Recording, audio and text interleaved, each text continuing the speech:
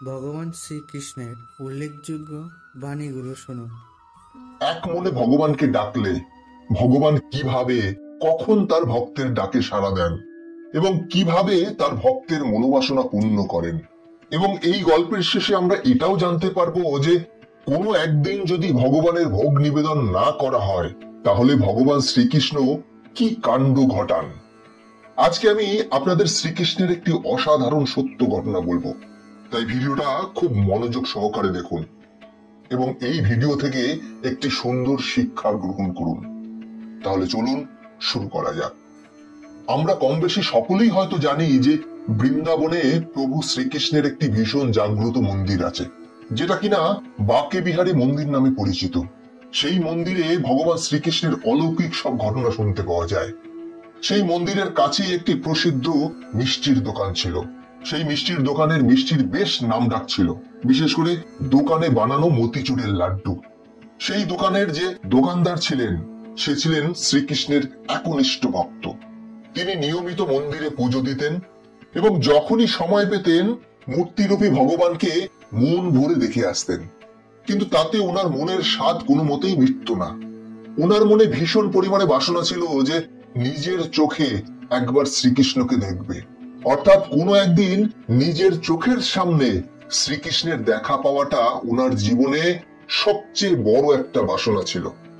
নিজের দোকানের সমস্ত মিষ্টি বিক্রি হয়ে যাওয়ার পরেও সেই দোকানদার অনেক রাত পর্যন্ত নিজের দোকান খোলা রাখত এবং বেশি রাত করে মন্দিরের পাশের রাস্তা ধরে বাড়ি ফিরতেন, শুধুমাত্র ভগবান শ্রীকৃষ্ণের দেখা পাওয়ার আশাতে।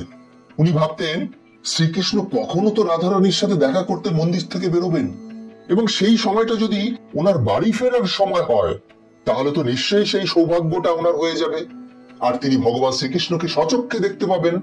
এই আশাতেই তিনি প্রতিদিন দোকানে অপেক্ষা করতে থাকেন অনেক রাত পর্যন্ত। ওনার ভগবান শ্রীকৃষ্ণের প্রতি পূর্ণ আস্থা ছিল যে তিনি একদিন না একদিন শ্রীকৃষ্ণের দেখা ঠিকই পাবেন।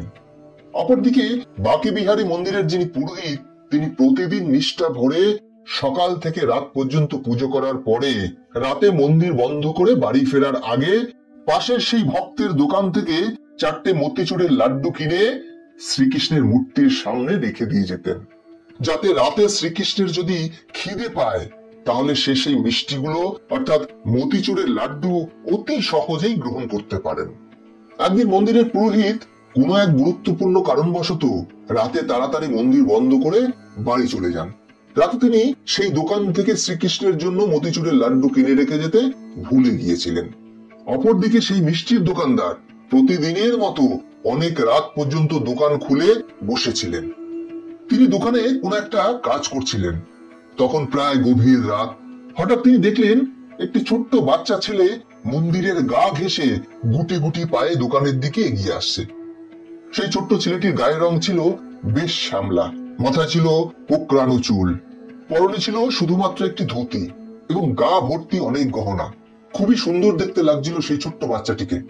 কিন্তু ছেলেটিকে দোকানের দিকে এগিয়ে আসতে দেখে দোকানদার ভাবলো এত রাতে কোনো একটি বাড়ির বাচ্চা এরকম একা একা বাইরে বেরিয়েছে, দেখে তো মনে হচ্ছে কোনো অবস্থা সম্পন্ন ঘরের বাচ্চা, তা না হলে এত সুন্দর রূপ হবে কেমন করে।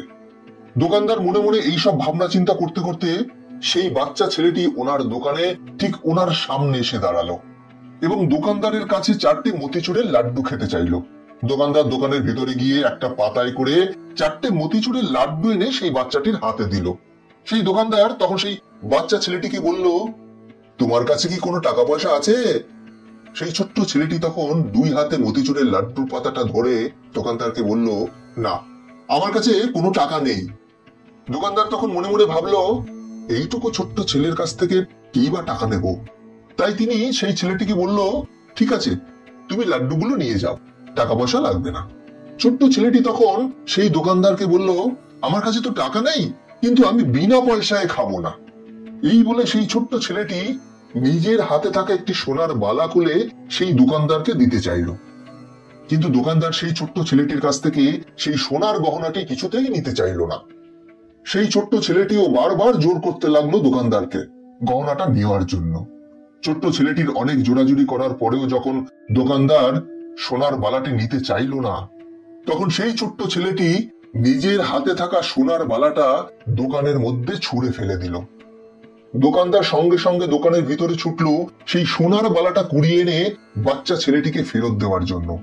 কিন্তু দোকানে ঢোকার পর সেই সোনার বালাটি কুড়িয়ে এনে যখন দোকানদার বাইরে আসলেন সেটাকে ফেরত দেওয়ার জন্য, তখন তিনি অবাক হয়ে গেলেন। ওনার সারা শরীর যেন শিরশির করে উঠল, কারণ সেই ছোট্ট ছেলেটি চারিদিকে কোথাও ছিল না, পুরো অদৃশ্য হয়ে গেল। এত অল্প সময়ের মধ্যে এত তাড়াতাড়ি বাচ্চা ছেলেটির উধাও হয়ে যাওয়াটা দোকানদারের ভীষণ আশ্চর্যজনক লাগলো। যাই হোক, সেদিন রাতে তিনি তাড়াতাড়ি দোকান বন্ধ করে সোনার বালাটিকে নিজের সঙ্গে করে নিয়ে বাড়ি চলে গেলেন। পরের দিন যথারীতি প্রতিদিনের মতো মন্দিরের পুরোহিত মশাই ভোর বেলায় যখন নিজের বাড়ি থেকে বেরোলেন মন্দিরে আসার জন্য, তখন ওনার হঠাৎ মনে পড়ল গতকাল রাতে তিনি মন্দিরে মতিচুরের লাড্ডু কিনে রেখে যেতে ভুলে গিয়েছিলেন। ফলে সেই ভুলের জন্য আফসোস করতে করতে সারাটা রাস্তা তিনি ভগবান শ্রীকৃষ্ণের কাছে ক্ষমা চাইতে চাইতে তিনি মন্দিরের মধ্যে প্রবেশ করলেন। মন্দিরের ভিতর প্রবেশ করার সঙ্গে সঙ্গে পুরোহিত মশাই অবাক হয়ে গেলেন, কারণ সেই মুহূর্তে মন্দিরে রাখা গোপালের ছোট্ট বিছানার উপর মতিচুরের লাড্ডুর গুঁড়ো ছড়িয়ে পড়েছিল। আর সবচেয়ে আশ্চর্যজনক ব্যাপার হলো মন্দিরের মূর্তির ভগবান শ্রীকৃষ্ণের হাতে থাকা বালা দুটির মধ্যে একটি হাতের বালা উধাও ছিল। এটা দেখার পর সেই পুরোহিত মশাই চিৎকার চেঁচামেচি শুরু করলেন যে ঠাকুরের হাতের বালা চুরি হয়ে গেছে।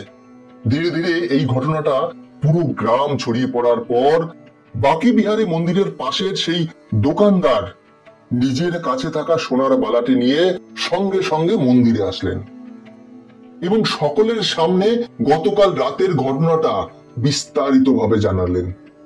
তখন সেই ঘটনাটা শোনার পর কারোর এটা বুঝতে বাকি ছিল না যে গতকাল রাতের সেই ছোট্ট বাচ্চা ছেলেটি ছিল স্বয়ং ভগবান শ্রীকৃষ্ণ।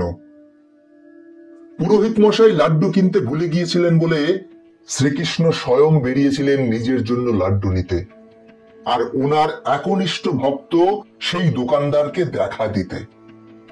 তাই বন্ধুরা, ঈশ্বরের প্রতি বিশ্বাস থাকলে ঈশ্বর যে কোনো বিপদে স্বয়ং আসেন সেই ভক্তের সাহায্য করতে এবং ভক্তের মনোবাসনা পূর্ণ করতে। শুধু ভগবানের প্রতি বিশ্বাস রাখুন, ভরসা রাখুন।